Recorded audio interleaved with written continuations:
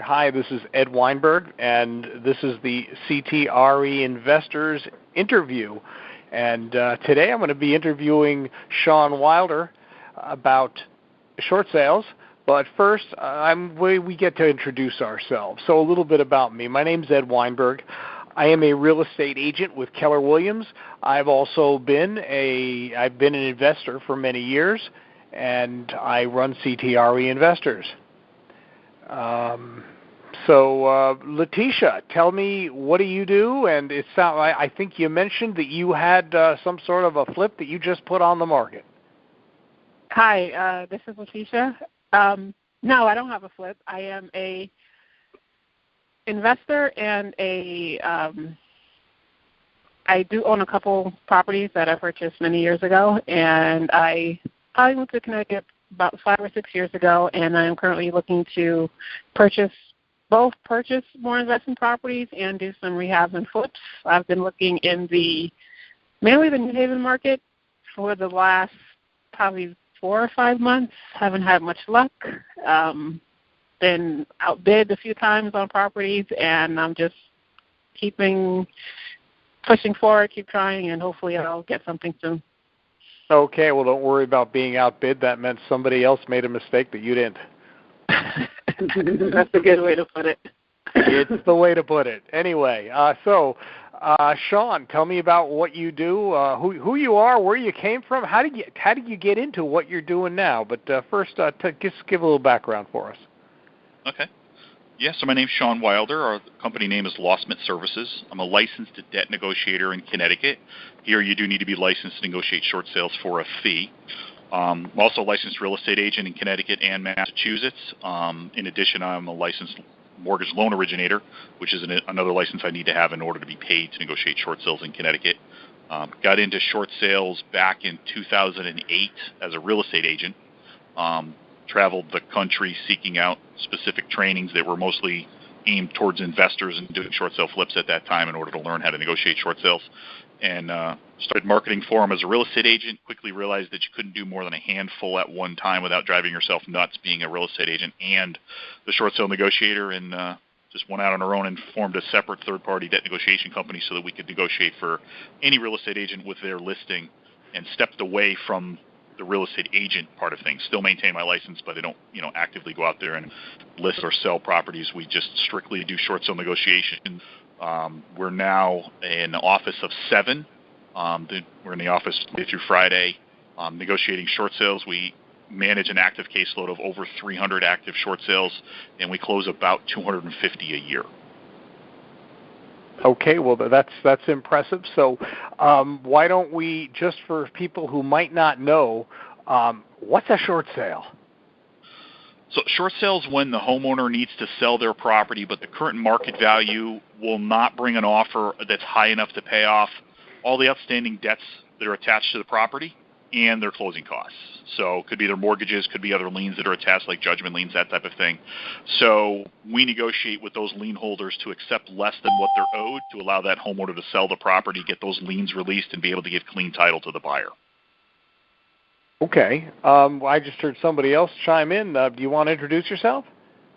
Yeah, hi, it's Siobhan Craig. Hi, Siobhan. And I'm not sure what you want to know about me. I'm a beginning real estate investor. I'm from the Stratford, Connecticut area. Okay. And what are you looking for? Something particular in Stratford? So in Stratford, I am looking for multis. I'm looking for right now multis or duplexes that I'm looking to buy and hold, and single families to flip. Okay, great. Hey, do you have a website? I do not have a website. Okay. All right. We're going to go back to Sean. So Sean just told us what a short sale was. Now, Sean, why? All right. Let's say I owe a lot of money on my house, and I'm not paying it. Why do a short sale? It sounds like it's a lot of work. Why don't I just let the bank live in the house until the bank takes it away from me? Good question. So The answer to that's different from state to state. But here in Connecticut and most of the states in New England, we are full recourse states, which means if the bank forecloses on your house, that might not be the end. If the value of the property is less than what you owe, they can get a deficiency judgment for the difference and come after you with that judgment. The judgment is the thing that gives them the ability to garnish wages and attach your bank account and lien other nasty stuff. And interestingly, in Connecticut, those judgment liens do not expire. So they can come after you at any point in the future. Okay, so if they come after me, can I, for instance, declare bankruptcy? Will that stop them? You can. So you can file bankruptcy, and typically if we have a client that either they call us too late, the foreclosure's too close, or for whatever reason the short sale's not going to work for them, isn't successful, whatever, and they're going to get foreclosed on, I recommend that they speak with a bankruptcy attorney because they're better off moving forward right away, filing the bankruptcy and putting that deficiency to rest. As far as credit's concerned, because those two negatives happen around the same time, foreclosure is going to totally screw up your credit anyway, so bankruptcy is not going to make it much worse.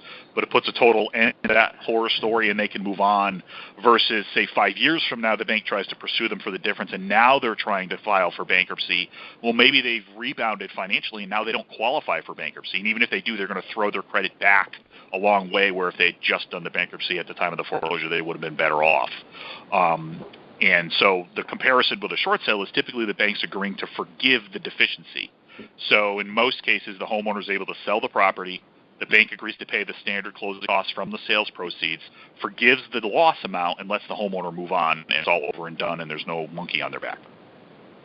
Okay, well, that sounds good. Now, I have heard from mortgage guys that if you do a short sale, and maybe you know about this, you can buy another house faster than faster if you let than them... it got foreclosed on. Yeah. So okay. Each type of mortgage has its own guidelines to qualify, and in those guidelines will be a specification as to how long in the past some kind of derogatory entry on your credit has to be before they'll allow you to qualify for a mortgage. So with an FHA loan, it can be as little as 24 months after a short sale before you qualify for another mortgage. Depending on the loan type and the specifics, it can be as long as 7 years if you've been foreclosed on. Oh, wow. Okay. So there's that benefit and reason why you'd rather have do a short sale. Mm-hmm. It also typically will have less of an impact on your credit score if you're able to do it without missing a ton of mortgage payments. Now, some people try everything to save their property for an extended period of time, and they've had a lot of missed payments by the time they close a short sale. They probably don't see much of a lesser impact to their credit than if they had gotten foreclosed on, because most of the impact came from all the missed mortgage payments. So, do we have to have missed mortgage payments in order to do a short sale? Sometimes, but not always. So everything with a short sale, or all the guidelines from a short sale, come from the investor that owns the loan or the mortgage insurer. So example of an investor would be Fannie Mae or Freddie Mac. Investor of an insurer would be FHA. So each of those has different guidelines. So depending on the type of loan that's on the property now that you're negotiating the short sale on, the guidelines may require that the mortgage payments rather be late, or may not require that they be late. So it's specific to the homeowner's circumstances and the type of loan they have. And fortunately here, attorneys a lot of time, when they're asked that same question, their boilerplate answer is, yes, you have to be late, stop paying, or you're not going to be approved for a short sale. And the real answer is it depends on the homeowner's circumstance. They don't always have to be late to qualify for a short sale. Okay. Now, you mentioned that earlier that you decided to do this for agents. So do we need an agent in order to do a short sale? Yeah. So along the lines of those guidelines from the lender, they always require that the property have been listed and been put on the MLS. Certain types of loans also have a minimum number of days that it has to be on the MLS, or they won't review an offer. Fannie Mae and Freddie Mac require the property be on the market for at least 5 days, and that has to include a weekend. So depending on the day you listed, it might actually be 7 days in order to include a weekend. FHA requires that it be listed for at least 15 days on the market after the homeowner's been approved into their program. So that one gets kind of screwed up depending on when you got an offer versus when the homeowner's actually been approved. You may have an offer and then later on have to put it back on the market for 15 days before they'll review the offer that you already have. But always it has to be listed. Always it has to be on the MLS. So investor offers where you're marketing for your own deals, when you come to the table with an offer on a property that needs a short sale, we have to strategize what we need to do in order to be able to get all the pieces in place to give to the bank that they're going to require in order to review your offer. Now, if we get, are multiple offers that are about the same or in the same, does it help to have multiple offers? It doesn't have to have multiple offers, and in fact, the banks are not prepared to review multiple offers. They will only review one executed contract at a time, and the homeowner can only execute one contract. So that contract is signed by buyer and seller, but it has a contingency in it, usually in the form of a rider, that states that it's a short sale and it's subject to short sale approval. Once the seller signs that, they can't sign somebody else's offer because they're locked to that buyer unless that offer is not accepted by the bank or the buyer backs out. Any other offers that come in would be a backup, and the seller could accept those later on if the first deal fell apart for some reason. The bank's only prepared to review one contract. If you send them multiple offers, they get confused. If they're not signed, they'll say, what's this? None of these are signed. You need to pick one and send it to us for review and sign it. If you have a signed contract and then you send them another offer, or whether it's signed or not, they're typically going to first assume that your first deal fell apart and this is a replacement. So they may totally cancel out the review of the offer you already had with them. And if you were just sending them that to say, hey, we had this other one, what do you want to do? You could totally foul up the whole mix because they think that the first one went away and they're no longer looking at it. Okay. Somebody else chimed in while we were talking there. Who's our new attendee in the studio audience?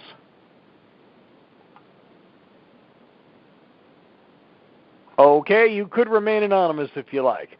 So let's continue. So, Sean, how do you actually get paid for all this? We're pretty cheap. So our arrangement is with the real estate agency. They agree to pay us 1% of the sales price if the short sale is approved and if it closes. So if none of that happens, none of us get paid for the work that we do.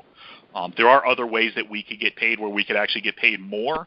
But we have our business structured this way so that we don't cause any additional confusion or additional headaches in trying to find a buyer for that homeowner.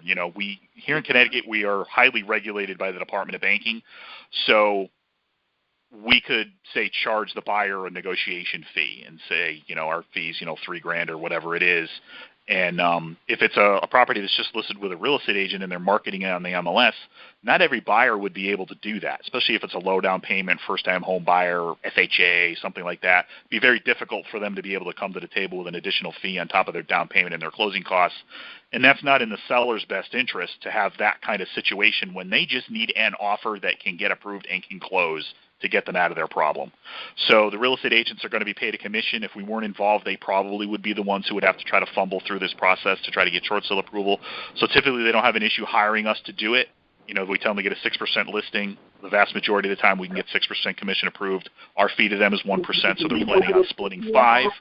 A lot of the times in our market they're only getting 5 anyway, so they don't really feel like they're paying for our service. And they get a professional to do it so that they don't have to handle it. The homeowner's not charged anything. And, we just do our thing. And everybody knows that if it's not successful, nobody gets charged anything. Okay. If you're out there, can you press the mute button on your phone because we're hearing some talking in the background? Okay, it went away. That's good. All right. So let's see. You mentioned that you had a couple of licenses. Can you go over what those licenses are and how I could get one if I wanted one? Sure. So in order to negotiate short sales or to negotiate any debt in Connecticut, you have to be licensed as a debt negotiator with the Department of Banking, which is, a full application, a financial review of yourself for them to determine that you're a responsible person. And what is it? I think it's $800 a year for the license, and then you have to be bonded. The level of the bond depends on how much debt you negotiate each year. It goes between $50,000 and $150,000 of bond that you need.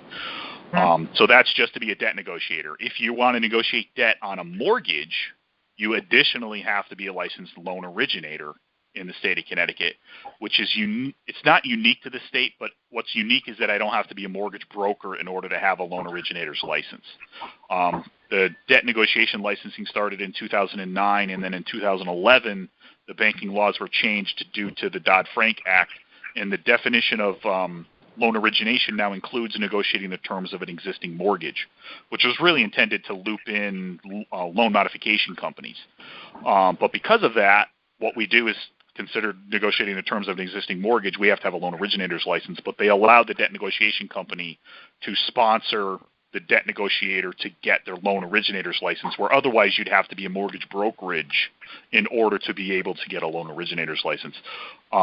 What's beneficial to that for us is that I don't have to be a mortgage broker in the state of Connecticut, which has a much higher burden of crap that you have to go through than being a debt negotiation company does. And there are many other states that I've been contacted for to negotiate in, and they also require you to have a loan originator's license, but the only way to get that license is to be either with a mortgage broker or be a mortgage broker. So we don't operate in those states because that burden is just too high for what we do, and we don't originate loans. So it's actually fortunate that we are the way we are in Connecticut, and that we had the debt negotiation laws before the banking laws changed, so that they recognized that debt negotiators were going to need to be licensed based on that, and they allow us to get the loan originator's license without having to be a mortgage broker, as long as we're not originating loans also. Okay. So what states are you licensed in, or do you do debt negotiation and short sales? So we're licensed in Connecticut. We also negotiate in Massachusetts and in New York because they don't require licensing there. Mass really has nothing additional. New York has some disclosures that we have to include in our paperwork for the homeowner, but no additional licensing is required, and they're border states for us anyway, so it's pretty easy to operate in those states. As an example, we do not operate in Rhode Island because they have a completely different licensing requirement under debt settlement companies. It's a totally different thing, and we never had enough inquiries for ourselves from Rhode Island for it to make sense to go through all that extra hassle. And we have more than enough work, with what we already have. Like I said, we manage about 320 active files at any one time, and maybe 20 of those are not in Connecticut. And how many do you think you'll close this year? Yeah. Well, we're on track for right around 250. We closed, I think, like 247 last year. We'll probably be like 255, something like that. It's like, what? It's saying that he just said the step. Hello, there's somebody talking in the background there. I know that's good. If you could. That's good. Okay, if it keeps up, what I'm going to do is give you another number to call in on offline so that we can turn everybody else off, Sean, okay? Sure. Hello? Okay. Please don't, there's talking in the background. If you could press the mute button or press *6 on your phone, it'll mute it, and then we won't hear what's going on there. All right, so let's say that I give you all the paperwork today and you get started. How long is it going to take before I hear something from my bank? That varies a lot depending on the bank and the type of mortgage. The average is about 90 days, but there are some loans that can take as little as 30, and there are some FHA loans in particular that can easily take more than 90 days. Oh, okay. But full disclosure here, Sean has negotiated these loans for me, and I think one of them, did it take a little over a week more than a year? Yeah. For that one in New Haven, but that was an exceptional situation where I think the woman passed away 4 days before she was supposed to get out of her house. Yeah, about 6 months of that was waiting for probate after she passed away. Right. Yeah. Okay. Any other questions that I should have asked you? What do you? Well, here's another question. What does the what is the seller, or the person trying to get out of his loan, the seller? What type of information do they have to give the bank? So typically they have to prove that they no longer can afford the mortgage and that they don't have the money to bring to the table to make up whatever the shortfall is. So the typical short sale package that the bank's going to ask for from them is the most recent month of income verification. pay stubs typically, last 2 months of bank statements, last 2 years tax returns. They're going to have an income and expense form to fill out, hardship letter that they need to supply. That's usually the application package as far as what's needed from the homeowner. And in that, what they're looking to verify is what's their current average monthly income, how does that compare to their average monthly expenses. If the expenses are more than the income and they don't really have much for savings, they will more than likely qualify for a short sale. Occasionally we get calls from people that just want to sell and the property's not worth what they owe, but they can afford their mortgage payment. Most of the time they're not going to qualify for a short sale. From the bank's perspective, they do not do short sales to help people. They do it to help themselves. They have to believe that if they didn't do anything, that the homeowner can't afford the payments and that they will eventually have to foreclose. And now that they realize that the property's worth less than what they're owed, they're going to take a loss when they sell it as an REO, and there's no guarantee that they could get the difference out of the homeowner. So at that point, it makes financial sense for the bank to do a short sale because they usually lose less money. Now, how about owner-occupied? Does it have to be owner-occupied in order to do a short sale? If it's an FHA loan and it's not owner-occupied, the homeowner might not qualify. Any other type of loan, it doesn't matter if it's not owner-occupied. Okay. So just so you know, when we first get a file, these types of things are the initial investigation that we're doing. We're figuring out what the facts are of the homeowner's circumstances, and then we're getting in contact with the mortgage company to figure out which of these sets of guidelines apply so that we can connect the dots and see if there's any roadblocks based on the guidelines that the homeowner's going to have in trying to be approved for a short sale. So you're saying that if I list a house, I'm a real estate agent, by the way, and as Sean said, you're required to list a house with some real estate agent who puts it on the MLS. I'm a real estate agent. I look at a situation and I say, this looks like it could be a short sale. I don't think we're going to be able to sell it for enough money, or maybe we can almost get enough money. So what I should do is get you on board early so you can find out what the bank's rules are even before we've got a buyer. Exactly, because there's background information that we want to figure out so we're ready to hit the ground running as soon as there is an offer. And depending on the loan type, we may be able to start the negotiations with the lender before there's an offer. And in particularly with FHA loans, a lot of times you really have to start that process before there's an offer because unless it's an investor buyer, if it's a regular homeowner buyer, they're probably not going to be willing to wait long enough for the time it takes to go through that FHA process. In addition, there was a recent change from the Consumer Financial Protection Bureau with servicing regulations that they issued, and we're now seeing, this just started this month, every bank has to basically offer the homeowner the opportunity to be reviewed for a loan modification before they'll move forward and start reviewing them for a short sale. And every bank is instituting that differently. Some are saying we just need a written letter from the homeowner that says they don't want to be reviewed for a loan mod and we'll review them for a short sale. Others are saying we need to specifically speak with the homeowner about it and hear from them that they don't want to be reviewed. And we've got others that are specifically sending a document to the homeowner. That homeowner has to fill it out, check the box, I want to do a loan mod or I don't or whatever. And then they have to send it directly back to the bank. The bank won't even let them send it to us, and then we send it to the bank. So there's things like that we want to make sure we've got all of our ducks in a row so that it doesn't cause delays later on. So yeah, from a regular listing perspective, we tell agents get us involved as soon as you know it's a short sale. You don't need to have an offer. I prefer you don't already have an offer because as a buyer who's waiting for us to figure out what's going on before we can even get it moving forward. When an investor has an offer, it's a different, I don't want to say different process, but there's different areas for us to be concerned with about how are we going to move this forward so that we can hopefully get the investor's offer reviewed by the bank. Okay. Can you think of any questions I haven't asked you? I don't want to say questions, but I do have suggestions for if you're an investor specifically. Okay. And, say you're farming your market, you're doing direct mail, whatever, and you find a property that you want to put an offer in on, but it needs a short sale and it hasn't already been listed. There's some areas that could be of concern with that because the bank's going to require that there be a listing in it and they're going to require that it have been on the MLS. So when we have that happen, I tell them, get the homeowner involved with us so we can figure out which one of these sets of rules applies, and then we'll figure out where we need to go from there. If it's just one where they say it's got to be listed, but they don't care if it was for an hour, well, then we know it's just got to get listed. We got to put it in the hands of a listing agent, which can't be the buyer. If they're also, if they're going to be the buyer, they can't be the listing agent. That's not an arm's length transaction, and the bank won't allow it. So we need some other person to be the listing agent, and it's got to go on the MLS, and literally could go under deposit that very same day, and we would satisfy what the bank requires. However, from the investor's perspective, they may not ultimately get the offer. We may not ultimately be able to get that buyer's offer approved. I mean, it's an investor offer. It's probably not at the top of the market.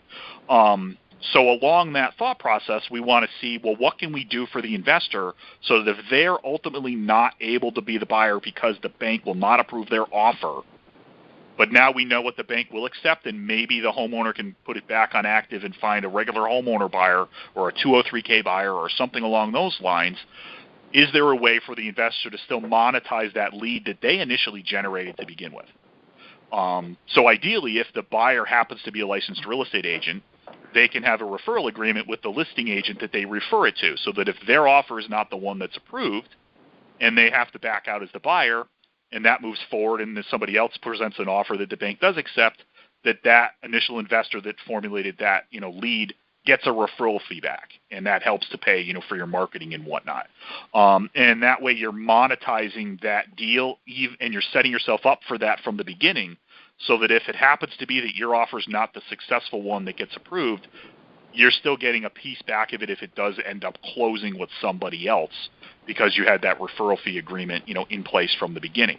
From our side of things, we are pretty much always, arranged so that we're going to be paid by the real estate agency. So if you're an investor and you formulate a lead and you want to put an offer in on it and you're referring it to an agent, you're giving them a free listing that already has an offer.